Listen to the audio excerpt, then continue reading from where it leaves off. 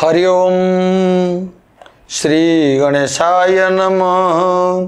श्री परमात्मने नमः। प्रिय भक्ति पिपासु भक्तवृंद, यही चैनल ले अनेक प्रकार कथा शुणिबा देखिबा सबुति सुजोग पाइबे, किंतु यार मुख्य उद्देश्य है श्रीमद् भगवद गीतार प्रत्येक श्लोक एवं सही श्लोकर व्याख्या संपूर्ण भाव में शुणिबार सुजोग पाइबे। तत्संगे संगे आमर विशेष पर्वपर्वाणी रे दिव्य कथा आख्यान चैनल को आपण जेते बेले यूट्यूब रे खोलिबे निश्चित भाव में नुआ कथा किछि आपण माने देखिबार सुजोग पाइबे एवं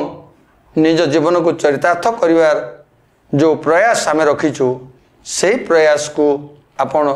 सार्थक करि परिबे। प्रथम अध्याय द्वितीय श्लोक को व्याख्या करिबा आ से व्याख्या अनेक मतामत नहीं आपण माने सुनी पारिबे। अनेक मतामत दिया जाइछि गीता रे भगवान जेतेबेले जहाँ कहिसंती ताकू आमे सुनिबा। तेबे आसंतु द्वितीय श्लोक सुनिबा। पार्थाय प्रतिबोधितं भगवतां नारायणेन स्वयं व्यासेन ग्रथितं पुराणमुनिनां मध्ये महाभारतम् अद्वैतामृतवर्षिणि भगवतीमष्टादशाध्यायिनी मम्बत्वामनुसंदधामि भगवद्गीते भवद्वेषिणम्। प्रथम अध्याय द्वितीय श्लोक। संजय उवाच दृष्ट्वा तु पाण्डवानीकं व्यूढं दुर्योधनस्तदा आचार्यमुपसंगम्य राजा वचनमब्रवीत्। संजय उवाच अर्थात संजय कहले तदा अर्थ है जे सेतेबेले राजा दुर्योधनस्तदा दुर्योधन राजा दुर्योधन व्यूढ़ चक्रव्यूहरे दंडायमान पांडवानीकम पांडव सेना को दृष्टवा देखी तू एवं तू अर्थात एवं आचार्य द्रोणाचार्य को उपसंगम्य निकट को जाई वचनम अर्थात कथा कहवा वचन अब्रवीत कहले। यही श्लोकर संपूर्ण अर्थ या संजय कहले जेतेबेले राजा दुर्योधन चक्रव्यूहरे दंडायमान पांडव सेना को देखी द्रोणाचार्य निकट को जाई यही वचन कहले। कहीं सबुठ बड़ सुंदर कथा युद्ध भूमि रे जेतेबेले युद्ध हुए युद्ध समय ही युद्ध हुए, किंतु संध्या हेबा परे परे संध्या समय आसीगले सूर्य नई गला परे तांकर युद्ध विरति घोषणा हो जाए एवं उभय दल आसी गोटे स्थान रे बसी तांकर मतामत से माने आदान प्रदान करती भाव विनिमय करती। परवर्ती दिन सूर्य उदय परे परे युद्ध आरंभ हेले से माने उभय सहित युद्ध करिवार सुजोग नियंती एवं सुजोग खोजती युद्ध आरंभ हो जाए। तेबे देखिबा तदा जेतेबेले उभय पक्षर सेना युद्ध पाई ठिया होइतिले सही समयर कथा संजय एठारे तदा पदरे प्रकाश करिसंती। कारण युद्धाकांक्षी मोर पुत्र माने एवं पांडुंकर पुत्र माने कौन कले यही विषय सुनिबा पाई धृतराष्ट्र प्रश्न उद्दिष्ट। तेबे दृष्ट्वा तु पांडवानीकम व्यूढ़म यही शब्दर अर्थ चक्रव्यूहरे दंडायमान पांडव सेना को देखिबार तात्पर्य है पांडवों सेना स्वरूप सुचारू रूपे एवं एक मनोभाव ठिया होइतिले अर्थात तांको सैन्य मानक भितरे अमेल किंबा मत पार्थक्य नथिला। सैन्य मानक भितरे मु पूर्वर कहूली सैन्य माने जेतबेले संजय हो जाए संजय हो गला परे से माने एकत्रित रही उभयंकर मत विनिमय करती किंतु परवर्ती दिन जितेबाला सूर्य उदय होती से युद्ध पुणी आरंभ हो जाए। तांको पक्षरे धर्म और भगवान श्रीकृष्ण थिले, जहांको पक्षरे धर्म और भगवान श्रीकृष्ण विराजमान, अन्य मानक उपरे तांकर अधिक प्रभाव पड़े। कहीं भगवान निजे गोटे पक्षरे अच्छा आर पक्ष निश्चित भाव में प्रभाव पड़ो, यहाँ असंभव कौन कारण ना। तेणु संख्यारे कम होते पांडव सेनार तेज बा पांडव सेनार प्रभाव थिला बहुत एवं अन्य मानक उपरे ताहार खूब कम प्रभाव पड़ूला। कहीं जिते बड़े प्रभाव पड़ूला कृष्ण थिबा पक्षर आर पक्ष पर खूब बहुत प्रभाव पड़ूला, किंतु अपर पक्षर प्रभाव कृष्ण थिबा पक्षर बहुत कम प्रभाव पड़ूला। एणु दुर्योधन उपरे मध्य पांडव सेनार बड़ प्रभाव पड़ा। ये माने कौरव 100 भाई, पांडव 5 भाई, तथापि पांडव 5 भाई सखा कृष्ण जितेबाला स्वयं अच्छंती तांकर प्रभाव 100 भाई उपरे खूब जोर रे पड़ूला। फल से द्रोणाचार्य पाखक जाई नीतियुक्त गंभीर वचन कहले। द्रोणाचार्य को जाई द्रोणाचार्य पाखक गले विनम्रतार सहित राजा दुर्योधन कहले, राजा दुर्योधन अर्थात दुर्योधन को राजा कहिबार तात्पर्य है धृतराष्ट्रंकर दुर्योधन प्रति सर्वाधिक आत्मीयता बा मोह, आम जहाँ मोह कहूँ से आत्मीयता बा मोह थिला। परंपरा दृष्टि दुर्योधन युवराज थिले, समस्त राजकार्य दुर्योधन ही चलाउथिले। धृतराष्ट्र केवल नाम को मात्र राजा थिले, कहीं श्रोतामंडली धृतराष्ट्र अंध थिले। तेणु से राज्य शासन करे जड़े जदि आखि नहीं से जदि देखिपार नहीं से केमिति कौन चलेब, ता चलेबा संभव हो नहीं। तेणु धृतराष्ट्र अंध थिबार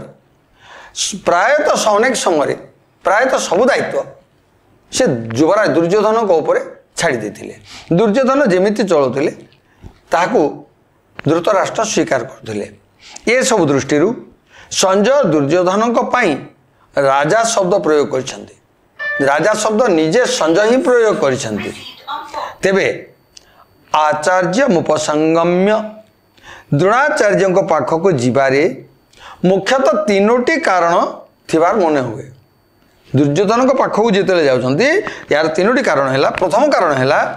निजर स्वार्थ सिद्ध करने, अर्थात द्रोणाचार्य हृदय रे पांडवों प्रति द्वेष जात करी विशेषतः तांको निज पक्ष को आकृष्ट करने दुर्योधन द्रोणाचार्य निकट को गले। जितेबले आम समस्ते जानिछो जार बल अधिक से अपर पक्ष को सब बेले न्यून भावे एवं दुर्बल मन करे। एठारे कह पारे दुर्योधन द्रोणाचार्य को जीवार कारण द्रोणाचार्य पाखक जीवार कारण है गुरु द्रोणाचार्य से कहले जे पांडव 5 जन कौन करेंगे से मैंने आम साथी आसिकी कौन करूँ ना सहमत हो जातु आम कथार से सहमत करूँ। यहाँ था प्रथम कारण। द्वितीय कारण है द्रोणाचार्य गुरु हो समान दृष्टि बा सम्मान दृष्टि जेहेतु गुरु को निश्चित भाव में सम्मान देवा अधिकार अच्छी, गुरु को सम्मान देवा निहाती आम कर्तव्य। गुरु को यदि असम्मान कले फल बा परिणाम बहुत खराब हुए, बहुत भयावह हो जाए, बहुत दुखद हो जाए। तेणु गुरु को सम्मान देवा दृष्टि निकट को जीवाकू उचित थिला दुर्योधन। तेणु गले गुरु को पाख। तृतीय कथा है सेनार मुख्य व्यक्ति यथास्थान रे उपस्थित रहिबा नितांत आवश्यक। ताहा नहेले व्यवस्था रे विभ्राट घटियो। कहीं सेनापति यदि उपयुक्त जगह रहिबे नहीं विभ्राट हम निश्चय हम, एथिरे संदेह करिवार किछि नहीं। एथिपाई दुर्योधन निजे द्रोणाचार्य पाखक जावाको उचित थिला। एठारे संदेह हेई पारे जे पितामह भीष्म सेनापति थिबारु दुर्योधन और तांको निकट को जीवा उचित थिला, मात्र से गुरु द्रोणाचार्य निकट को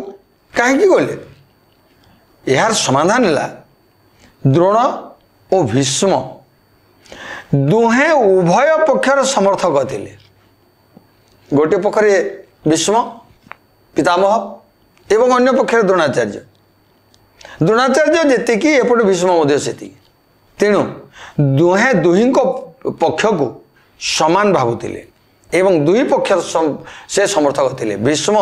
कौरव मानकर पक्षरे नथाई पांडव मान पक्षरे नथाई पांडव मान को समर्थन करते एवं द्रोणाचार्य कौरव मान पक्षर थी पांडव मान को समर्थन करते उभय उभय पक्ष को किए क्या विरोध करू नथिले अर्थात से दुहे पांडव कौरव उभय पक्ष समर्थन करते ये दुई मध्य भी द्रोणाचार्य को अधिक प्रसन्न कराइबार थिला कारण गुरु दृष्टि तो द्रोणाचार्य सहित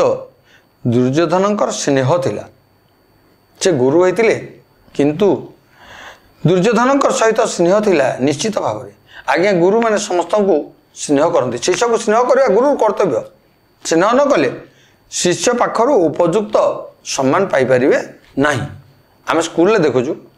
कौन से विद्यालय देखुचु छात्र माने गुरु को जदि सम्मान दौना से माने शिक्षा ग्रहण करने अधिकार बाहर हो जाती से शिक्षा ग्रहण करते नहीं उपयुक्त शिक्षा मिले नहीं कहीं से गुरु को निज भली भाविदेले निजे तो छात्र गुरु को जदि छात्र मन करेंगे आ गुरु पाठ पढ़े के शिष्य ग्रहण करेंगे केतबेले एणु द्रोणाचार्य को दुर्योधन सब गुरु हिसाब से सम्मान दौले एवं दुर्योधन को द्रोणाचार्य बहुत स्नेह करुले एणु सी कौन कले ना अन्य पक्षरे दुर्योधन को जेतिकी स्नेह करते अपर पक्षरे देखा गले द्रोणाचार्य अर्जुन प्रति विशेष कृपा थिला दुर्योधन को स्नेह करते द्रोणाचार्य किंतु अर्जुन को कृपा करुले तेबे तांको एणुक प्रसन्न कराइबा पाई दुर्योधन तांको निकट को जीवा उचित थिला कहीं ना दुर्योधन अर्जुन द्रोणाचार्य अर्जुन को कृपा करुले तेणु दुर्योधन द्रोणाचार्य को पाखक जाई पांडव माने तांको पक्ष को जमिति आसीबे एवं संधि करदेवे युद्ध न हवा पाई से द्रोणाचार्य पाखक गले हेले एठारे गोटे कथा कहवा को पड़े से गोटे कथा है कौन ना व्यवहारिक क्षेत्र में देखा जाए जे जहाँ प्रति स्नेह न थाए तांको द्वारा निजर स्वार्थ सिद्ध कराइबा को हेले मनुष्य ताको अधिक आदर दे प्रसन्न कराए जदि धरतु जड़े जनक पाखर काम हासिल करिवार अछि काम हासिल करि पारु नै तांको सहित जदि उभय बसी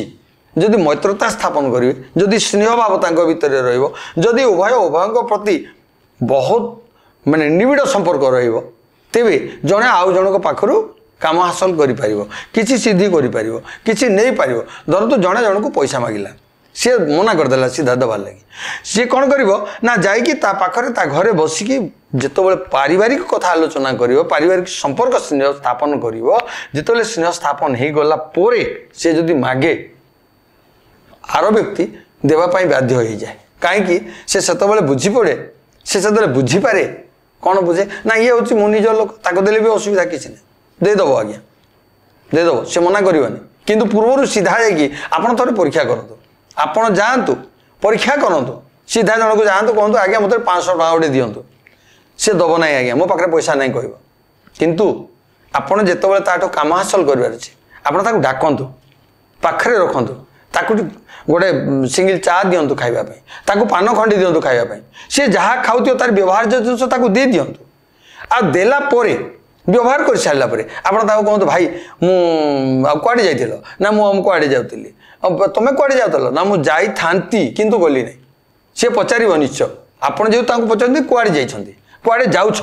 ना सी आपन को पचार से आप कहतु भाई मु जीवार थिला मात्र मो पाखे पैसा अभाव होगा मत गोटे 500 टंका टे दरकार अच्छी सांगे सांगे देखिए बंधु आप निश्चय पाइबे एणु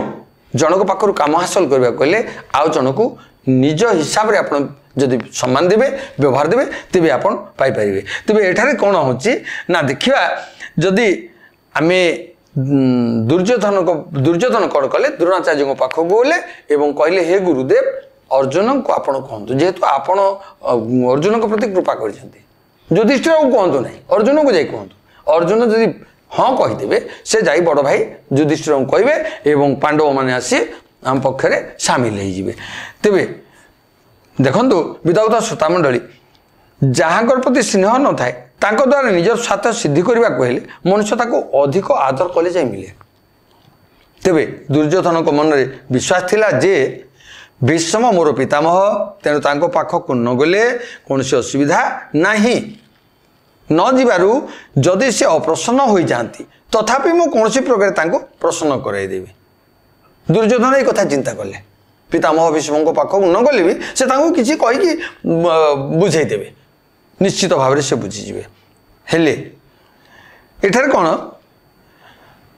भीष्म सहित दुर्योधनकर एवं दुर्योधन सहित भीष्मकर कौटुंबिक संबंध और स्नेह थिला आप लक्ष्य करते दुर्योधन एवं भीष्म एवं दुर्योधन दुई जनकर पारिवारिक संपर्क कौटुंबिक संपर्क थिला तेणु दुर्योधन को विश्वास थिला पितामह पाखक न गले से काम हासिल करें यही कारण पितामह भीष्म द्रोण को प्रसन्न करने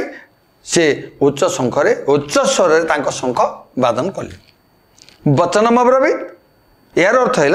एठारे केवल अब्रवीत कहवा यथेष्ट थिला कारण वचनम अब्रवीत क्रियार अंतर्गत अर्थात दुर्योधन वचन ही कहे